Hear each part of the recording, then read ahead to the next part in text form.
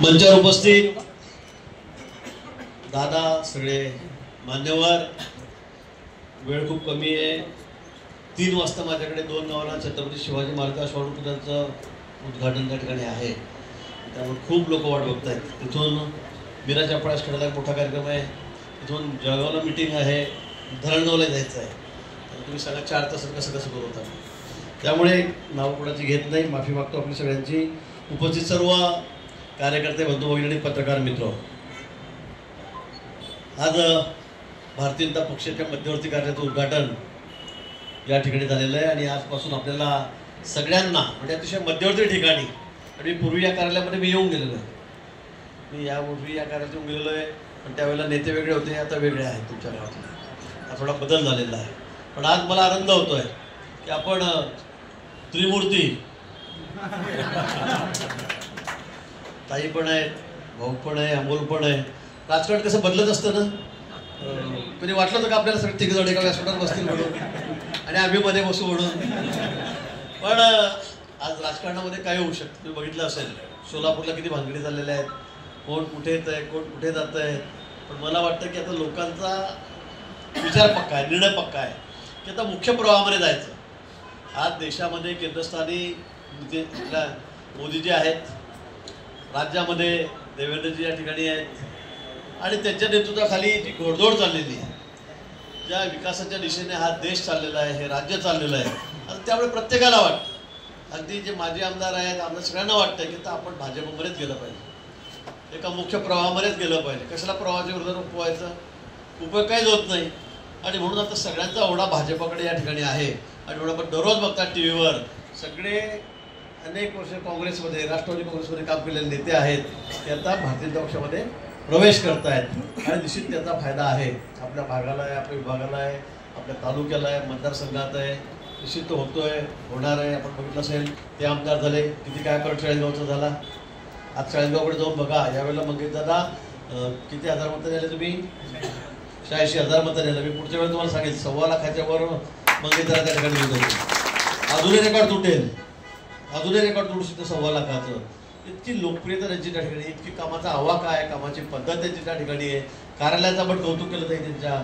खरंच म्हणजे काही काही गोष्टी मी पण त्याच्याकडून शिकायला लागलो. आता मला 40 वर्ष झाले.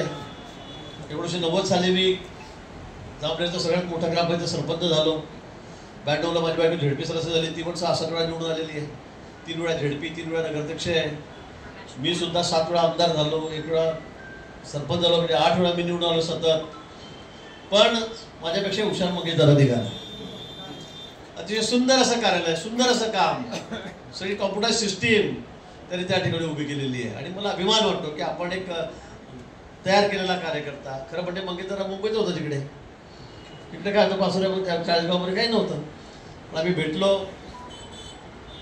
माझ्याकडे रोज यायचा. लोक त्याला रामेश्वर समजायचे, रामेश्वरला मंगेश दादा समजायचे. त्यामुळे मंगेश दादालाच कामा सांगायला लागलं, हो भाऊ ते दवाखान्याचं पाहून घेणं. आता पण अनेक वेळेला आम्ही सोबत असलो की रामेश्वर भाऊ तब्येतला उठवून घेतली, रामेश्वर जरा तब्येतीने दष्टपुष्ट आहे. तर यांनाच रामेश्वर समजतात, रामेश्वरला मंगेश दादा समजतात. आणि असं करत करत हा प्रवास सुरू झाला. आणि मग तिकीट दिलं मी चाळीसगावला. खरं म्हणजे ते एक मोठं डेअरिंगच होतं. त्यावेळेला म्हटलं गेलं की हा मुंबईला असतो, मुंबईला व्यवसाय करतो, असं करतो, इकडे कसं काय आला. पण मी ठरवलं मंगेश दादाला आमदार करायचं. मंगेश दादा आमदार झाला. त्यावेळेला जेमतेम 4-4.5 मतांनी निवडून आला पहिल्यांदा. राजूदादाच होते म्हणून त्यावेळेला, राजूदा देशमुख होते. आणि नंतर दुसऱ्यांदा मग ते महाबली माझे खासदार आमदार आपले, त्यांना वाटलं आता मी जोरातच येईल. पण त्यांना माहीत नव्हतं कमळ काढलं की कशी हवा फुस होते म्हणून. काय राहिलं, कुठे काय राहिलं. खासदारकीला उभे राहिले, 4 लाख मतांनी पडलेत. ते उभे नाही राहिले, त्यांनी दुसऱ्याच केलं पुढे, पारवळ्याला उभं.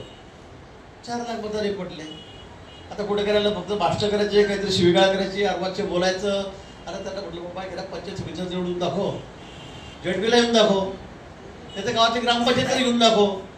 एकदा पक्षातून माणूस गेला की त्याचं पुण्य संपलं समजा. मी असं सांगेल तुम्हाला भाजपकडून. आणि काय झालं, तुम्हाला एकदा खासदार केलं, एकदा आमदार केलं, आणि तुम्ही खुशाल त्या ठिकाणी वाटेल तसं तोडसूक घेत आहेत, नेत्यांना शिव्या घालतायत. मला वाटतं त्याचे परिणाम त्यांना भोगावे लागत आहेत. आतापर्यंत तुम्हाला कुठे दिसणार नाही, कुठे दिसणार नाही राजकारणाच्या परिमाणावरती, कुठेच सापडणार नाही. पण या ठिकाणी हा पक्ष असा आहे, हा कार्यकर्त्यांची किंमत करणारा पक्ष, कधी कार्यकर्त्यांना सोडत नाही. इतर ठिकाणी काय होतं काय मला माहीत नाही, मी काही बोलणार नाही, कारण दोन्ही वेगवेगळ्या पक्षातले नेते तेवढे मग आमच्या पक्षात काय असं होतं का असं व्हायला नको दिलीप भाऊ. पण त्यांनाही खात्री आहे. आणि या तापसर तालुक्यामध्ये तर निवडणुका आहेत, जिल्हा परिषद आहे, पंचायत समिती आहे, नगरपालिका अतिशय महत्त्वाची वडगावची आहे. आणि या आपल्याला कुठल्याही परिस्थितीमध्ये जिंकायचे आहे. मागच्या वेळेला आपण भाजप म्हणून बहुमतामध्ये आपण त्या ठिकाणी जिल्हा परिषदमध्ये गेलो, 34-35 जागा 68पैकी आपण त्या ठिकाणी निवडून आणल्या. नगरपालिकेमध्ये आता आपण त्यावेळेला आम्ही सगळे एकत्र होतो, आमदारकीला आम्ही एकत्र होतो. आता आम्ही काय केलं काय नाही केलं काय मदत केली त्यांना माहिती आहे, आम्हालाच माहिती आहे, तर मी ते म्हणून दाखवणार नाही. पण मला वाटतं आता तुम्ही तिघं एकत्र झालात. आता कोण काय म्हणतं 3 फेज झाले, कोण काय म्हणतं काय नाही, पण 3 फेजचा करंट फार जोरात बसतो, तुम्हाला कल्पना आहे, त्याच्या वाटेत जाऊ नये. आणि म्हणून मला असं वाटतं की आता आपल्याला आजपासून कामाला लागावं लागेल. काही या ठिकाणी सांगितलं की मध्यवर्ती कार्यालय आहे, अनेक लोकांना आपल्याला या ठिकाणी कामं त्याची करून देता येतील, अनेक लोकांच्या आपल्याला कामात पडता येईल. आणि शेवटी राजकारण म्हणजे काय असतं, नुसते उभे राहिले निवडून आले असं नाही. आजकाल लोकांच्या सुखदुःखात तुम्हाला एकरूप व्हावं लागतं, त्यांना मदत करावी लागते, त्यांना सहकार्य करावं लागतं. तुम्ही जर नुसते म्हटलं की बसले आम्ही खुर्चीवर बसले, आता तसं वेळ राहिलेले नाही, द्या आम्हाला निवडून, आता अशी परिस्थिती अजिबात राहिलेली नाही.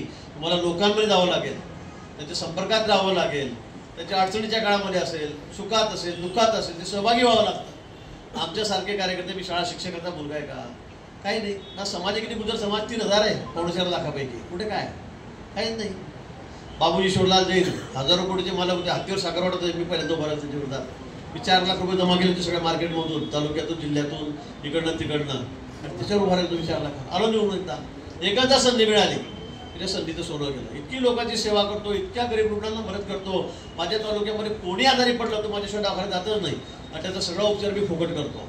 मला 2 लाख, 5 लाख, 10 लाख, 15 लाख, 25 लाख रुपये लागू द्या मुंबईपर्यंत, 1 रुपया सुद्धा कोणाला द्यावं लागत नाही. हे काम असतं. हे जर तुम्ही काम केलं तर तुम्हाला लोक कधी विसरू शकत नाही. 7 वेळा म्हणजे मी बीजेपीत सगळ्यात सिनियर आमदार आहे, 137 आमदार सगळ्यात सिनियर आहे. कसं शक्य झालं, कसं पॉसिबल आहे? लोक मोठा पैशावर निवडतो काय नाही. बाबूजीनं मी 2 वेळा पाडून टाकलं, तर किती कोट्यावधी रुपये खर्च केले, काही उपयोग झाला नाही. नंतर आमचे संजय दादा आहेत, तिथे संजय दादा मी बरोबरच फिरते रोज. सध्या 5 वेळा ते माझ्या विरोधात उभे राहिले, सगळ्या वेळा मी त्यांना पाडलं. आमच्याकडे आपला मराठा समाज 1,40,000 आहे, आणि मी 3,000चा मला. कोण म्हणतं समाजावर, नातीवर, धर्मावर लोक निवडून देतात, असं काही नाही आहे. लोक कामावर निवडून देतात. तुम्ही लोकांशी कसे वागतायत, तुम्ही काय कामं करतायत, यावर लोक तुमची ओळख करतात. आणि म्हणून मला असं वाटतं की तुम्हाला निवडून द्यायचं असेल, राजकारणात राहायचं असेल, तर त्याबरोबर समाजकडे करावं लागेल, लोकांची सेवाही करावी लागेल. तुम्ही हे करा, लोक तुम्हाला कधी विसरू शकत नाही. या निवडणुकीमध्ये तर 3 महिने मी गावात पाय ठेवला का, मी आलो नाही. मी प्रचाराला पण येत नाही कधी. मी मागच्या निवडणुकीमध्ये 3 महिने मी गेलो, सगळ्या महाराष्ट्रभर फिरलो. नंतर शेवटच्या दिवशी मतदान दिवशी मी यावेळेला मतदानाच्या दिवशी एक सभा नाही, एक रॅली नाही, एक कोणी देवेंद्र फडणवीसजी आले नाहीत, कोणी वरचे केंद्रातले तिथे आम्ही सभा घेतो म्हटलं घ्यायची नाही, कोणाची सभा नाही, एक रॅली सुद्धा नाही. 1.25 गावात मी एका गावात सुद्धा गेलो की मला मतदान द्या म्हणून. कार्यकर्ते सांगितलं तुम्ही लढायचं, तुम्ही निवडून आलं तर मी येणार नाही, मला अख्खा महाराष्ट्र फिरायचं, सरकार आणायचं आहे. आणि मी बाहेरच राहिलो.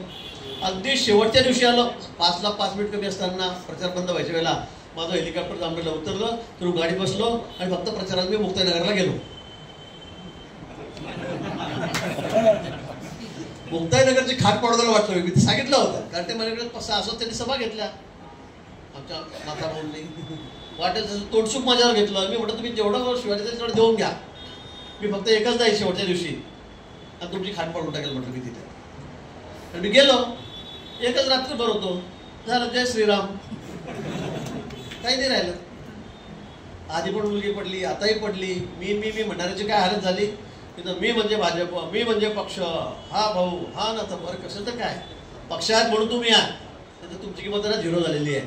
त्या दूध डेअरीमध्ये आमच्या वहिनीसाहेब चेअरमन होत्या, तिथे मी मंगेशला त्या ठिकाणी उभं केलं, तिकडे दादाला त्यांच्या मतदारसंघात 28 मतं होते दूध डेअऱ्यांचे. मंगेशदार निवडून आला. मंगेशदारांना 28 पैकी 20 मतं पडले, 8 फक्त त्यांना पडले. सांगा बरं तुम्ही आता काय बोलायचं, कुठे काय राहिलं, काहीच राहिलं नाही. बँक राहिली नाही, दूध संघ राहिला नाही, कुठे काही नगरपालिका राहिली नाही, काही आमदारकी राहिली नाही, सगळं गेलं. मला वाटतं की पक्ष हा सगळ्यात मोठा असतो. मी पक्षापेक्षा मोठा आहे जेव्हा तुमच्या आवाज डोक्यात जाते ना, त्यावेळेला तुमची मग इथे एवढी किंमत होती, मग तुम्ही मातीत जाता. म्हणजे चांगलं आपल्या समोरचं उदाहरण आहे.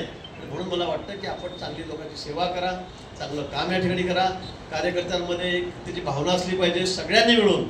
आता इकडे ताई पण आहे, भाऊ आहे, इकडे आमचे अमोल भाऊ आहेत, सगळे मिळून तुम्ही जर या ठिकाणी ठरवलं तर कुठलीही गोष्ट अशक्य नाही. कोणत्याही सट्ट्या पत्त्यावाल्यांच्या आणि दारूवाल्यांच्या भरोश्यावर निवडणुका जिंकता येत नाही. लोकांना चालत नाही, अजिबात चालत नाही. आमच्याकडे नाही असा प्रकार का सट्ट्यावाला घेणं, पत्त्यावाला घेणं, हातो घेणं, दारूवाला घे, हा प्रकार कधीच करत नाही. लोकांनी आमच्याकडे 27 नगरसेवक आहे, 27चे 27 बीजेपीचे, 7 नगरसेवक, 8 नगरसेवक मुस्लिम समाजाचे आहेत. 8च्या 8 कमळात निवडून येतात.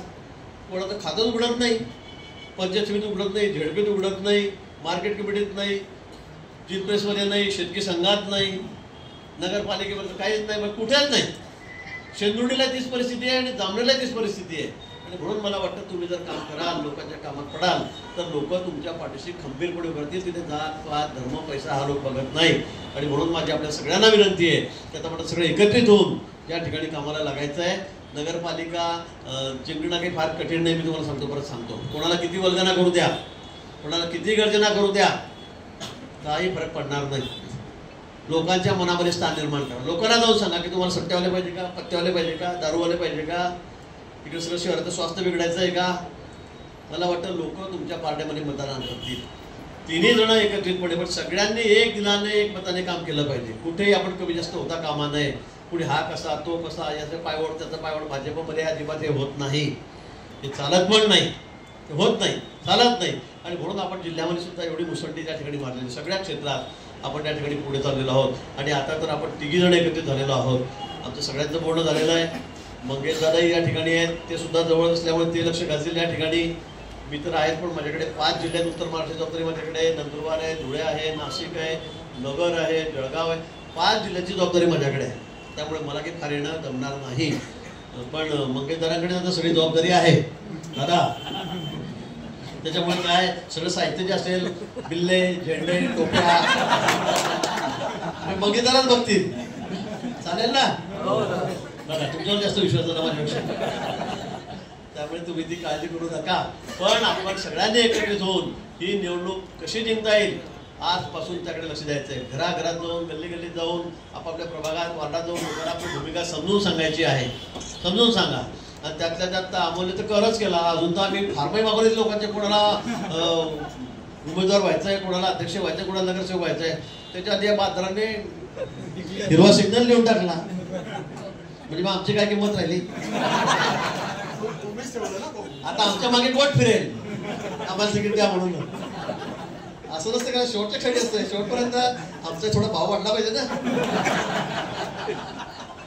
पाचोऱ्याची हवाच काढून घेतली तुम्ही, ठरलं यांचं. हा, मला असं वाटतं की आपण सगळ्यांनी अजून ते तिकडे करण्याचा कोणालाही अधिकार नाही, मलाही नाही, कोणालाच नाहीये. ते रितसर सगळं नियमानुसार काम होईल, पण आपल्या मनासारखं ज्या ठिकाणी होईल. पण आपण एक ठुणगाठ मनाशी बांधा की यावेळेला पाचोरा नगरपालिका असेल, नगरपरिषद असेल, भडगाव नगरपरिषद असेल, याचा अध्यक्ष हा भाजपचाच होईल. हे आपण आजपासून आपण त्या ठिकाणी कामाला लागावं, एवढंच आव्हान मी आपल्याला प्रसंगी करतो. दिवाळी आहे, भाऊबीज आहे, त्या निमित्ताने आपल्या सर्वांना मनापासून खूप खूप शुभेच्छा देतो. आज खरं दिवाळीच्या दिवशी अतिशय दुर्दैवी जशी घटना घडली. आपले मित्र राजू दादा हे अचानक हार्ट अटॅक येऊन आपल्यातून निघून गेलेले आहेत. आपण त्यांना श्रद्धांजली अर्पण केलेली आहे. मला हाही आपल्याकडे एक मोठा दुःखद प्रसंग आहे आणि जास्त काही वेळ आपण घेणार नाही. मला पुढच्या गावाला जायचं आहे. आपण पुढे किती मोठी सभा घेऊ, जाहीर सभा घेऊ, मेळावा घेऊ. त्यावेळेला मग सगळे कार्यकर्त्यांना आपण त्या ठिकाणी एकत्रित करूया आणि पुढच्या कामाला आता आत्मसात आपण सगळे लागावं अशी विनंती, आवाहन मी आपल्याला करतो आणि थांबतो. जय हिंद, जय भारत.